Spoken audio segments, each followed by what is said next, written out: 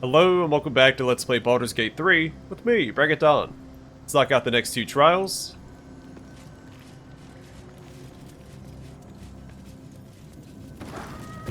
One day I'll catch a break.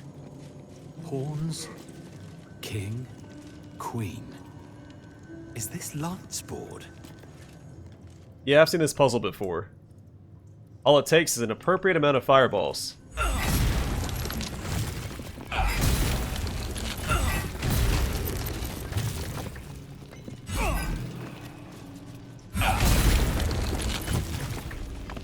Chamber of Strategy, and Journal of Past Adventurers number 3. Baldur and Umglir are gone. Our hubris is evident. Elementals took us by surprise. There are still 3 of us, for now.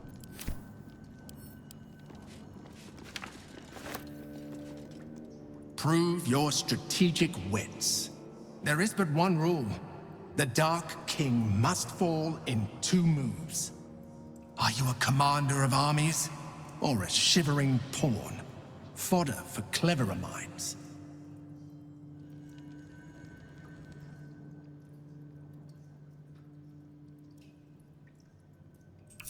All's well that ends. Not as bad as it could have.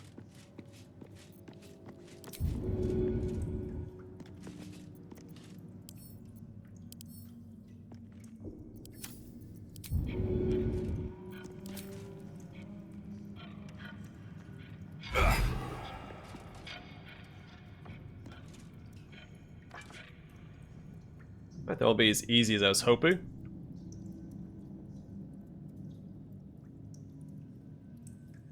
I haven't played chess in years.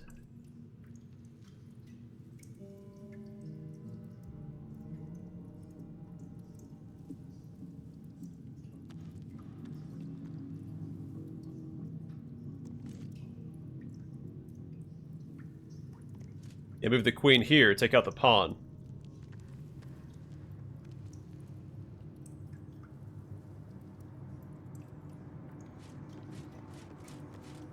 I was really hoping I could just come over here and push it over, but...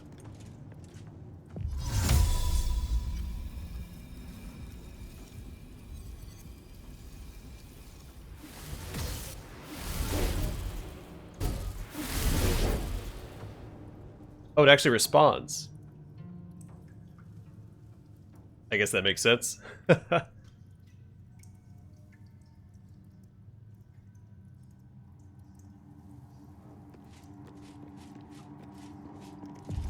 Yeah, same thing as before, take out this pawn if it takes out my queen. Black King has fallen. May you always crush the wicked, be they pawn, knight, or monarch. Proceed. Not a huge fan of jumping into pickup games of chess. But I did pretty well.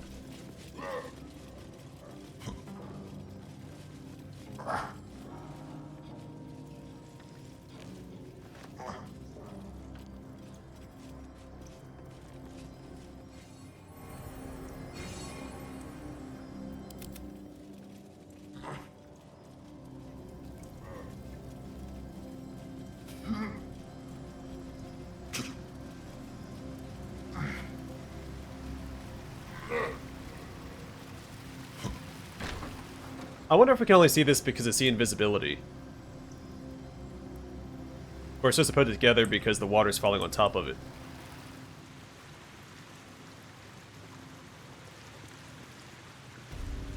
Chamber of Insight. A good leader has the insight to find good counsel. As a war reaches its end, there is one who doesn't advise for the city's prosperity.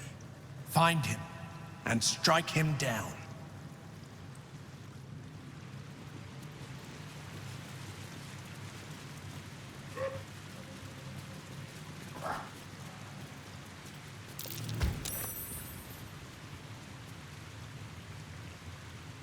Okay.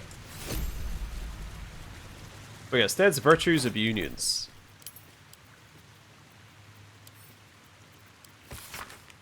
The Virtues of Unions by Alwyn Stead. It is quite obvious that larger kingdoms offer benefits to all peoples within. As a kingdom grows, so does its fields, its populace, and its economy. A few charred corpses is a worthy sacrifice. The dragon offers to share its hoard after all. So too should you seek union, however imperfect, should a powerful kingdom march its army on your borders. Some friction is inevitable, of course. Citizens' rights might erode, for instance, but such lesser issues will be sanded down by the march of time, such as the price of peace.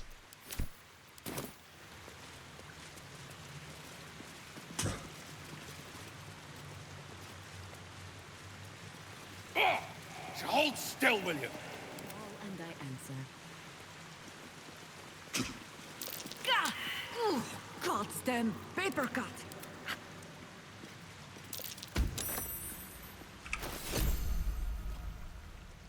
Swelto's Ethics of War. Shouldn't have wished to live in more interesting times. The Ethic of War by Christina Swelto. My colleague Amaps proposes fair rules of engagement in times of war, and forgiveness upon victory. Are we to spare our enemies then, once they have fallen to our might? Or to put all hatred behind us when surrender is offered? Indeed not. For what shall we do, once our opponent gathers new armies and masses them once again along our borders? We shall wage another war, and count the lives snuffed out by our own magnanimity. Once an enemy kingdom is conquered, it must be razed to the ground. Only then can we be free of its specter. By the 5-Year War, a diplomat's record. The 5-Year War by Torwin Bass, or Bassi. The war was, in truth, nothing short of a tragedy. It began as a mild altercation between the sanguine sons of the Aelio and Vita families regarding, if you can believe it, the proper ownership of a sheep farm. Over the course of 3 seasons, full-blown conflict had erupted between Baldur's Gate and Victon, a pointless war, leaving both cities with nothing but 1,000 youthful corpses to show for it.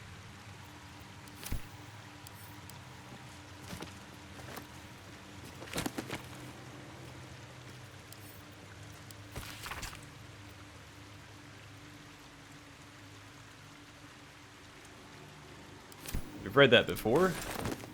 I believe it has anything to do with this trial.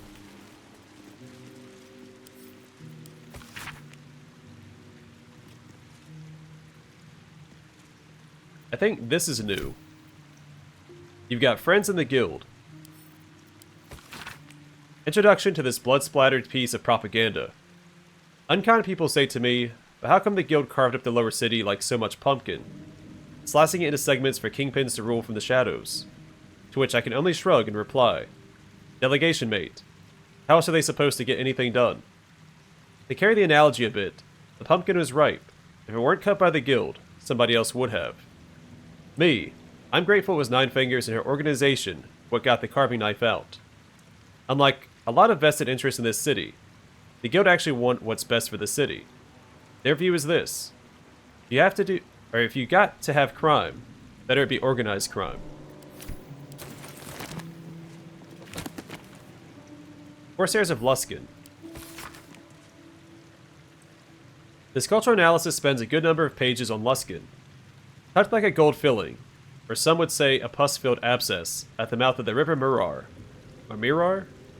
Luskan is a city of merchant princesses, swarthy bandit princes, and the most diverse cutthroat and fractured cabal of pirates on Toril. Torn into factions, these piratical groups are known as ships.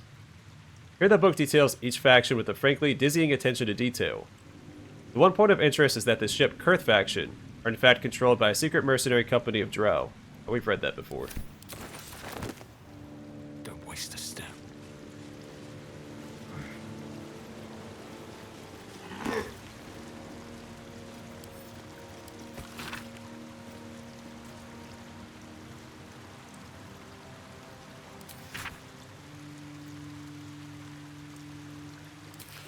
This one's new. The foreword to this brief account of Zariel's fall captures the tone of the entire text. Greetings, sensible folk. Already I can detect grumbling and the agitated rattle of pipe stem against teeth. A lesson dedicated to an Archduke of Avernus. Has Harrington taken leave of his senses? Quiet your complaints. I assure you I have not. It is true that cosmic occurrences are often insensible by their very nature, but the tale of Zariel strikes close to home. In her downfall, you'll be reminded of those haughty, do-gooding neighbors and acquaintances who rightfully arouse your suspicions. One moment they are suggesting you grow turnips rather than potatoes on that fallow patch, and the next they have their kitchen knife strapped to their belt, and are suggesting you explore the abandoned crypt behind the Giles farm. In short, Zariel was a celestial being tasked with monitoring the ebb and flow of the Blood War, of which more in Volume 21 matters of little importance to sensible folk. Observing was not righteous enough for Zariel, though, and she took it upon herself to become directly involved. Like the oaf who sees two fellows fighting over a spilled tankard of ale, and rather than applauding their efforts, cracks their skulls together and causes a tavern-wide brawl. She invaded Avernus, was defeated, and now rules there, corrupt and wicked. What can sensible folk learn from this foolish tale? It is obvious. Do not strive to correct what cannot be corrected. Flow not to distant lands and conflicts, but to your fields, your family, and your friends. There is nothing but misery to be gained from interfering in the hardships of others. Harrington, Netherland.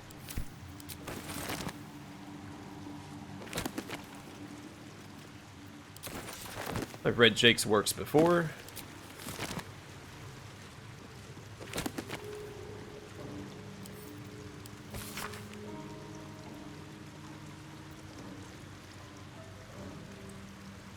I think this is new. In Archduke's Leadership Surveillance. A pamphlet by the Gortash for Archduke Voluntary Campaign. As Archduke, Lord Gortash's top priority will be surveillance, to ensure that disloyal elements do not threaten Baldur's Gate and its people from within. No policy can be more important.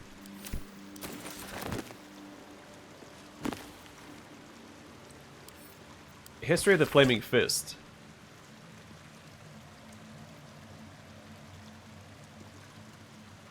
I think this is new as well. A History of the Flaming Fist. Founded by Elton, who was at the time Grand Duke of the city of Baldur's Gate. The Flaming Fist are difficult to categorize. They are a standing army, a police force, a band of mercenaries, and a troop of explorers. They are scholars who have inculcated order and law, and they are soldiers who have slaughtered the guilty and the innocent alike under banners of orange and scarlet. Equally vexing for the historian are their sociological implications. The Fists have been at sometimes corrupt and at others virtuous. In that way, making a friend of the Fist is buying a packaged loaf. Who knows if the dough is delicious or the crust is poisoned?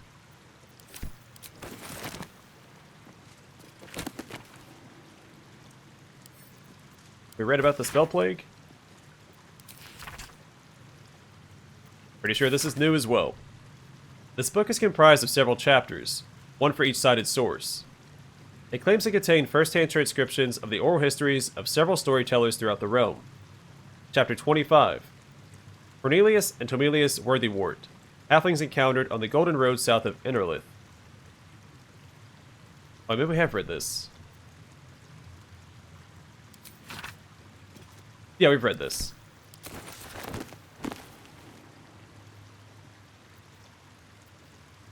Findings from the Hinterlands, new edition. This quarterly journal appears to have been recently published and rapidly passed through several hands. Its front and back cover grimy and soft with use. Most of its pages have been ripped out.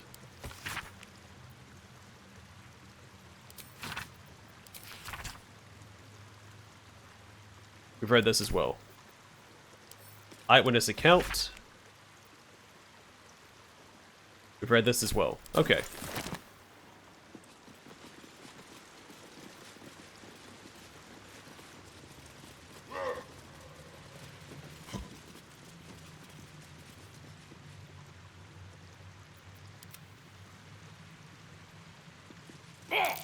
Hold still, will you?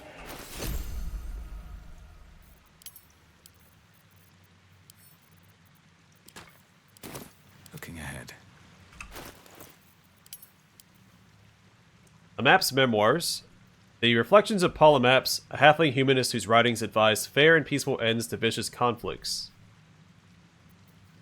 These also have unique descriptions. They do. So Stead's Virtues of Unions. An advisory text suggesting that when powerful forces attack, union is the most appropriate goal. Swelto's Ethics of War. A treatise by Christina Swelto proposing harsh retaliation against political adversaries. In the 5-Year War, a diplomat's record. An account of an ancient and futile altercation between Baldur's Gate and the city-state of Victon. A hard time pronouncing words today. My life has been a long succession of pleasures. See my town take to my ideas and cease legal discrimination of local orcs. We've read this before.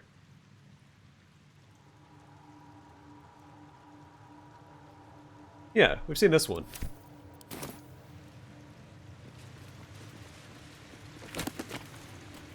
"1 foot, 2 feet, well met, will meet." And we've read this before as well.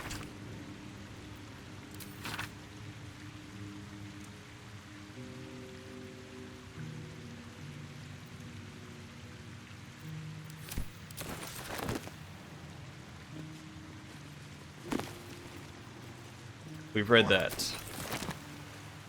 Alright, Balduran founds a city. This text roots its subject on Balduran, a sailor of exquisite renown who founded the city of Baldur's Gate many years ago. The prose is colorful but a little too self-satisfied around the edges, and the novel would be unremarkable but for one small entry about halfway through. Balduran claimed a guardian and friend, Ansur. Bright were Ansur's scales, and brighter still his breath. Yet after betrayal too piercing to recount here in worthy detail, Ansur fled beneath the stone, thereby changing the name of the region he now slumbers under to match his draconic lineage. Another step forward. So Swelto, a maps, and Stead. I think it's Stead that's the one in the wrong, right?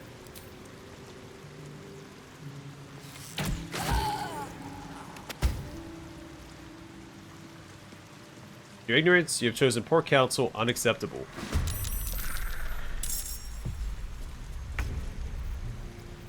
Well, my bad.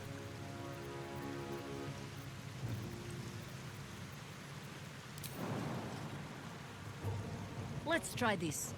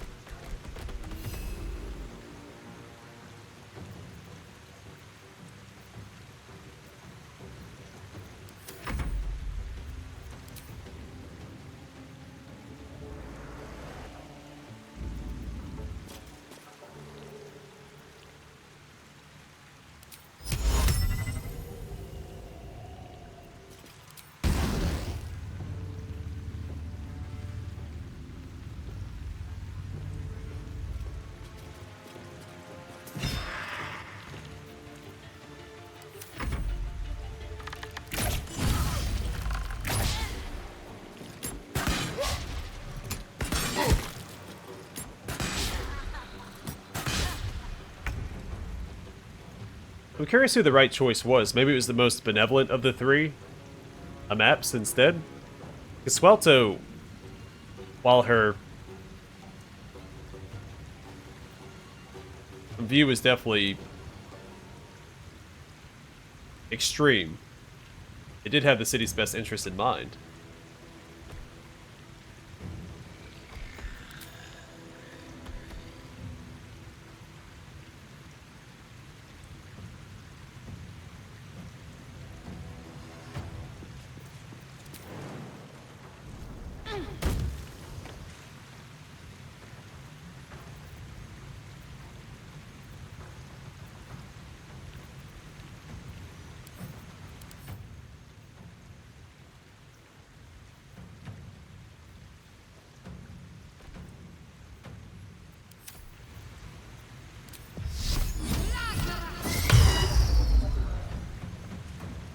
Well, so much for peace.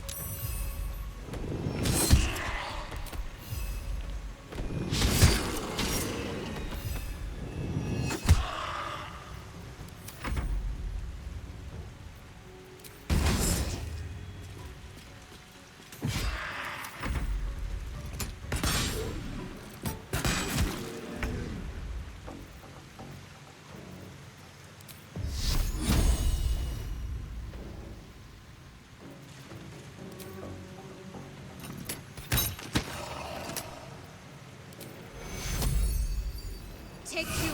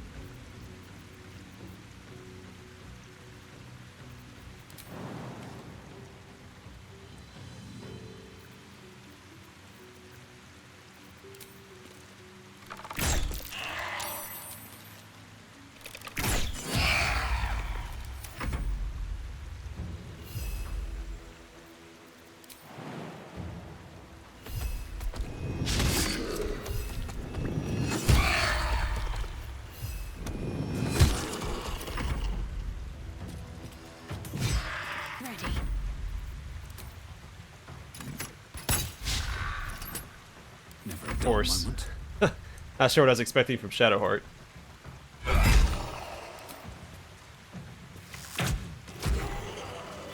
And goodbye. No, never mind.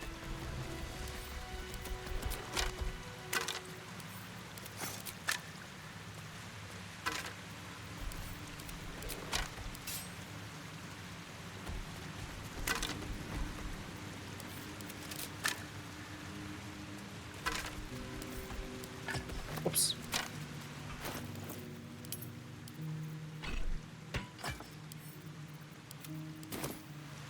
Well, hopefully that still counts as solving the, or succeeding in the trial.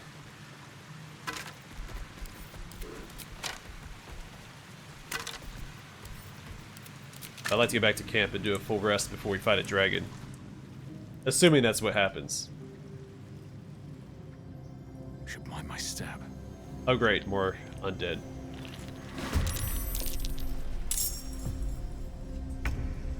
Into battle.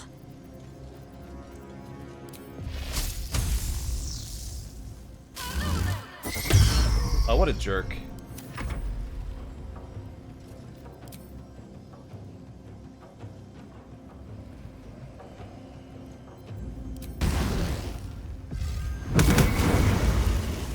Oh, we just evaporated him.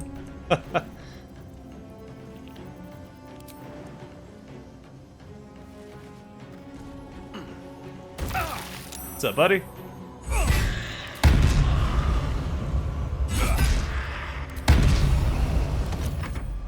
Oh gosh, there's a ton of them.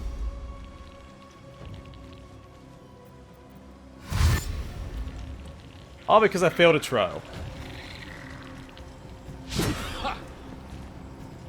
I want to go back and look at the books and see where I got it wrong at.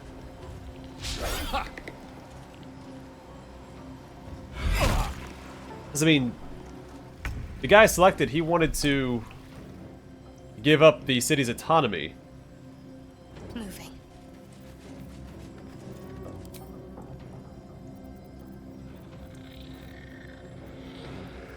Now, we could turn undead, but once we get closer.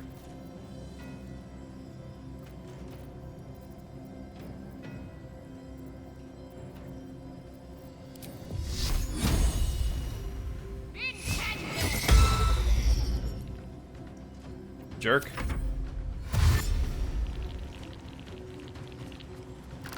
Which again was in the best interest of the city, in his opinion.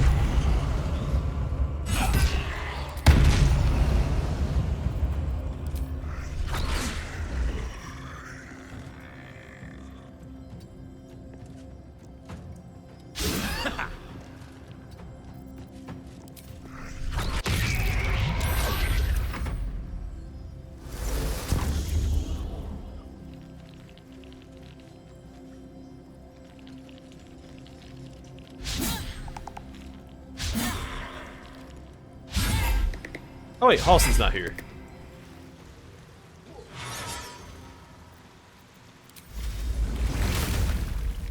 Come on, buddy.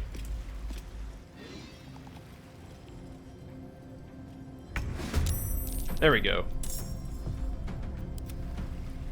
Got to focus.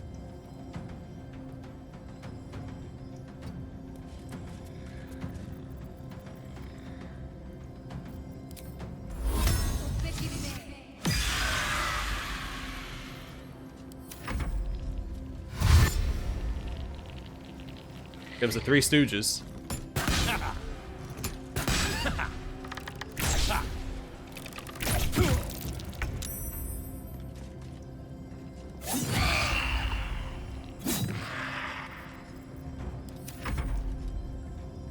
I thought I killed this guy.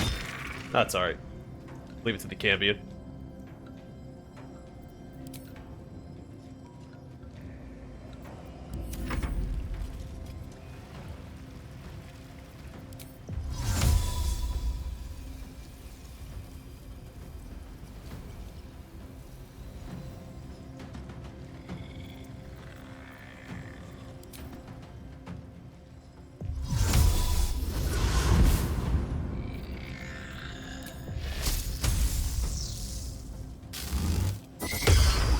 Son of a gun.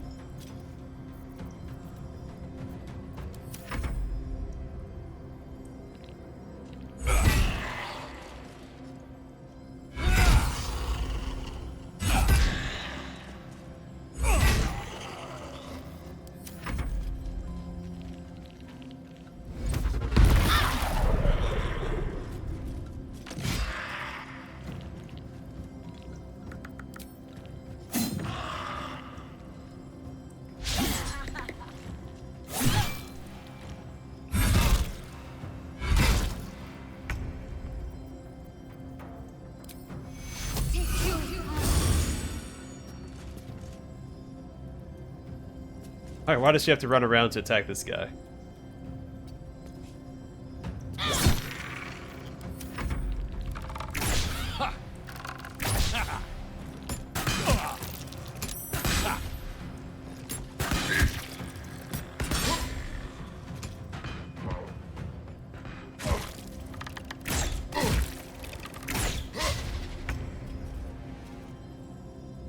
I'm actually a little glad I failed that trial because I enjoy the combat so much. I don't mind having to cut through all these undead.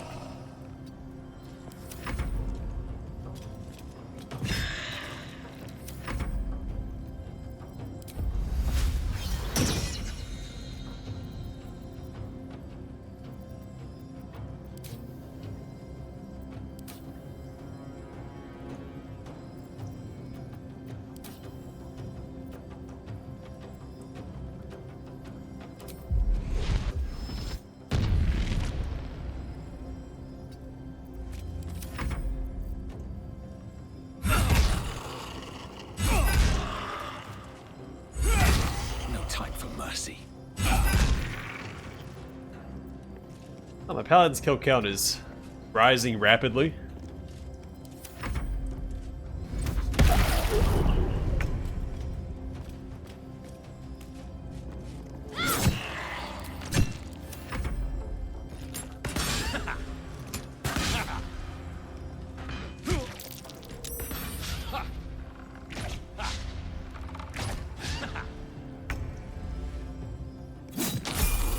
We do what we must. And we leveled up. Fantastic. It's time for the upcoming potential dragon fight.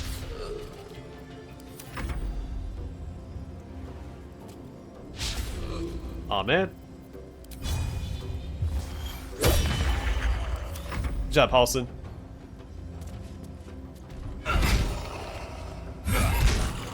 Alright, we did it.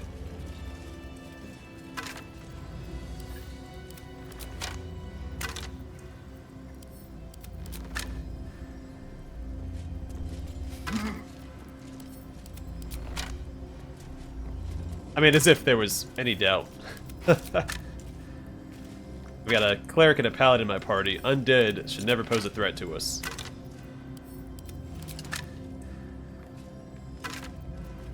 It's been a long day. I'll need to rest.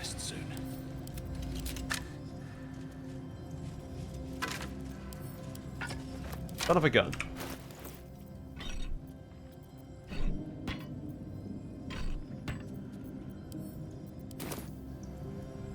Oh, lethargic. That'll get you.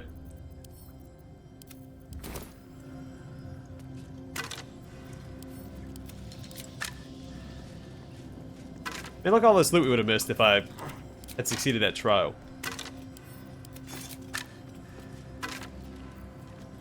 Hey, join on Past Adventurers number 5. They're all dead. We were refused. I feel like calling. In death shall I prove worthy of protecting this city. Oh, these are all the dead adventurers. Okay. See, and some neat context we wouldn't have had otherwise. I was wondering where their bodies were when we read the previous note. They said that, Vidor and Unglir were dead.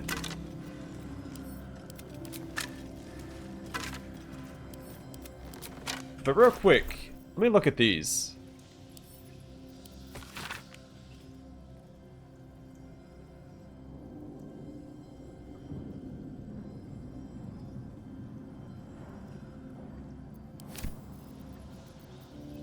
I think I have to go back and review what the statue of Balduran said for this trial.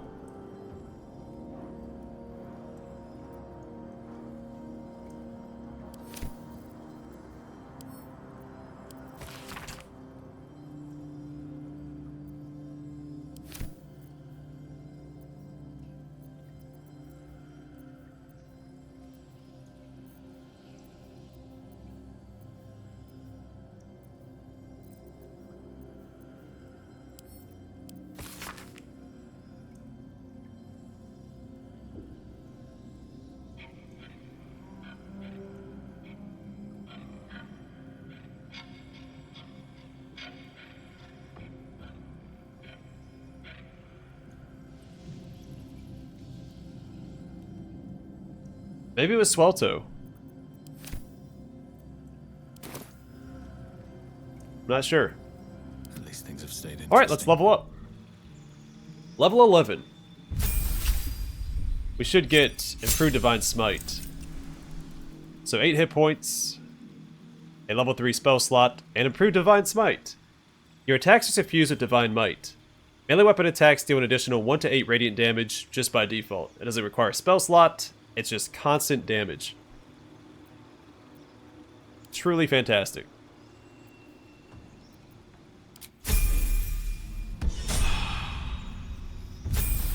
Level 11 Cleric. 7 hit points. A level 6 spell slot, so we get Blade Barrier. Summon a wall of razor-sharp blades that turns the area into difficult terrain and damages anyone foolish enough to come close. Create Undead. Raise a corpse as a heinous mummy that fights by your side. Harm. Reduce a target's maximum hit points, but never below 1. Heal. Heal a target's wounds or remove blindness and any diseases. Hero's Feast. You and everyone around can't be poisoned, diseased, or frightened. Your HP increases, and you make wisdom saves with advantage. It's a long rest. Planar Ally. Beseech one of these otherworldly entities for aid.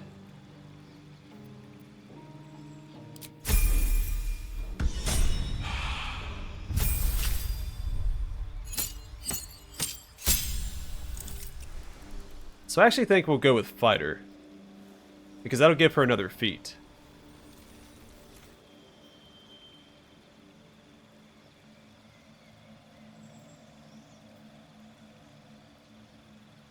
The next level, we take this level of Druid.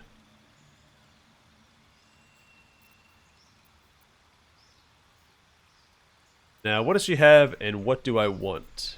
She has Athlete.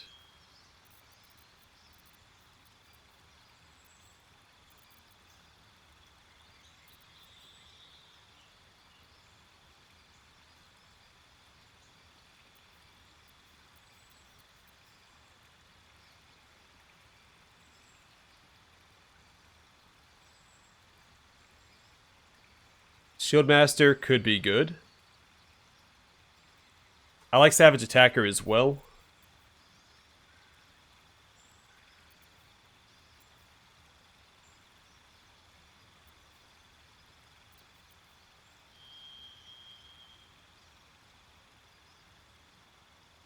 Medium Armor Master, half of it I don't care for, because I don't really use stealth.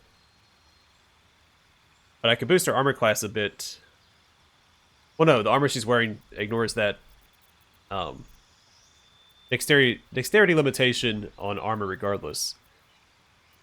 So, instead...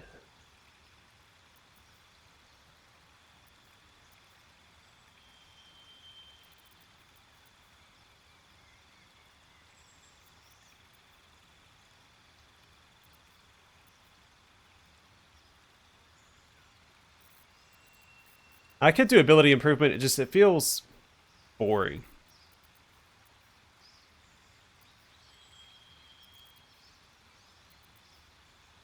Let's do Savage Attacker to boost her damage a bit.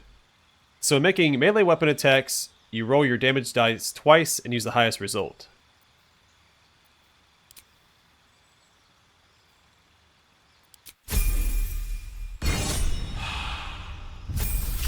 Alright, level 11 Druid. 7 hit points. Level 6 spell slot, so he gets Heal. Hero's Feast, which we've seen. A Sunbeam we've seen because it was on Lathander's blood. A Wall of Thorns. Create a wall of pliable, twisted thorns surrounded by entangling vines. Creatures can move through the wall, but they take 7 to 56 piercing damage per turn, and the movement speed is quartered. And Windwalk. Transform yourself and all nearby party members into tiny clouds of mist to avoid attacks.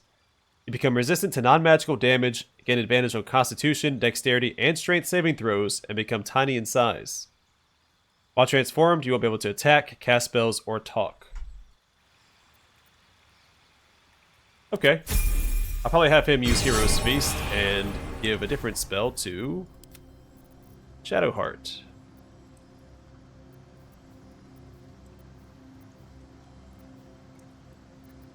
Possibly heal because she's already set up to be a healer.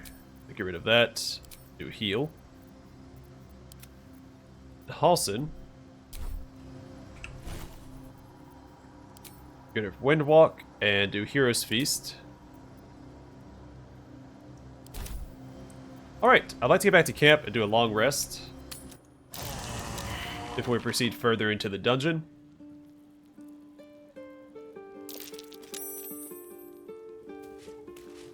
Wonder if the gods are watching me.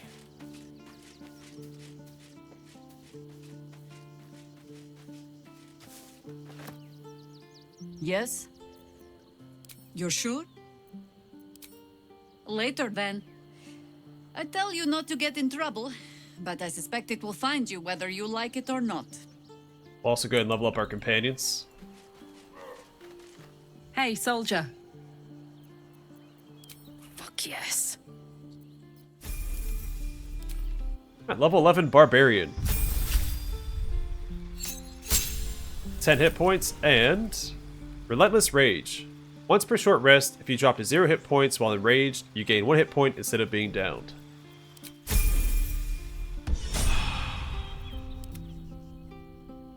Hey, soldier. Sounds boring. Oh, fine. I'll be here eating dirt or whatever. That's the spirit. Need something? Darling, I thought you'd never ask. Lead on.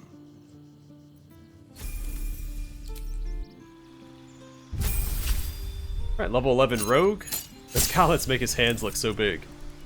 7 hit points. Reliable Talent. When you make an ability check with a skill you're proficient with, the lowest result you can roll on the die is 10. And a new spell. Do Crown of Madness, Hold Person, Mirror Image, Phantasmal Force, Cautious Hideous Laughter, or Sleep. Go with Mirror Image. Alright, what now? Yes? Oh, darling, I'm hurt. I thought we had something special. I guess I'll spend my evenings lounging here while you do all the hard work. It sounds awful.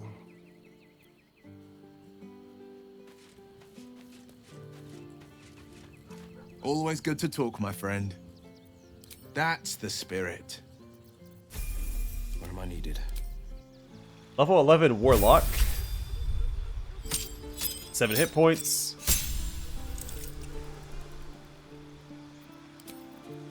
Alright, Mystic Arcanum, or Arcanum. A Circle of Death, Arcane Gate. Some of these are new. So Circle of Death. Sculpt a massive sphere of entropic energy around a creature. Devastate the target and all surrounding creatures. Arcane Gate. Create 2 linked teleportation portals. Eye Bite.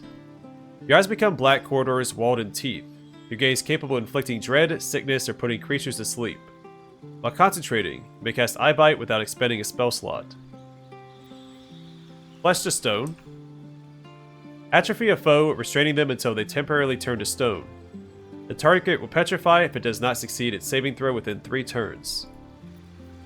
And Create Undead we saw with Shadowheart already. Let's do Eye Bite.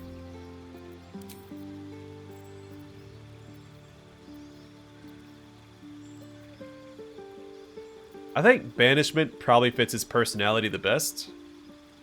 You just banish an evil creature outright, so we'll grab that. I do really like the idea of a flame-based warlock. Grabbing all the fire spells and anything that kind of fits that theme. But we'll save that for another time. Always good to talk, my friend. Are you sure? The blade stands at the ready. And just when things were warming up. Have to keep going. Alright, last level up, and then I think I'll save the What's on your mind? long rest for next time in case there's a event. With pleasure. Lead on. No rest for the wicked, I see. Alright, level 11 Wizard.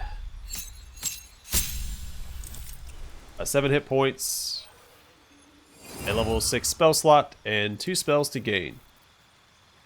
So we've seen Arcane Gate. Oh, he gets Chain Lightning. Strike an enemy with lightning. 3 more bolts will leap from the target, electrifying as many as 3 other enemies within 60 feet. We've seen Circle of Death, Create Undead, Disintegrate. Shoot a thin green ray from your finger. If the 50 to 100 force damage reduces the target to 0 hit points, it disintegrates into crumbly ash. Eye Bite, Flesh to Stone, Globe of Invulnerability. Create a barrier that makes creatures and objects inside it immune to all damage. Autoluke's Freezing Sphere.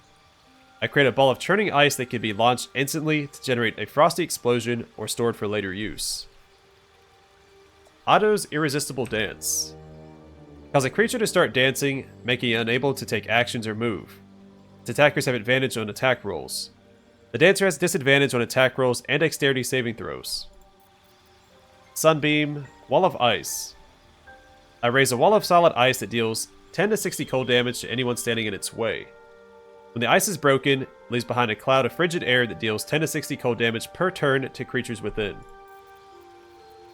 Alright, so he learns evocation spells for cheap. So I think we'll grab Disintegrate, which is a transmutation spell. And Globe of Invulnerability. Can't talk today. Which is a level 6 Abjuration spell. And while he's in the party, we'll do Chain Lightning and Wall of Ice.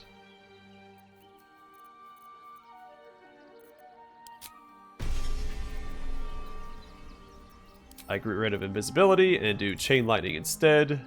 Get rid of Witch Bolt because it requires concentration, and grab Disintegrate. Double check to make sure he only has the 1 concentration spell.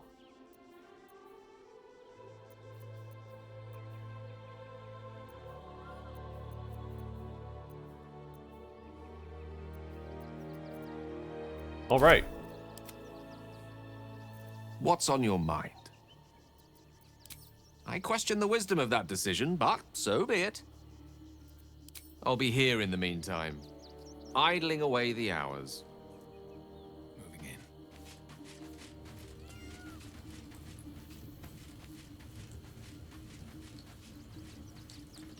Yes? As you wish.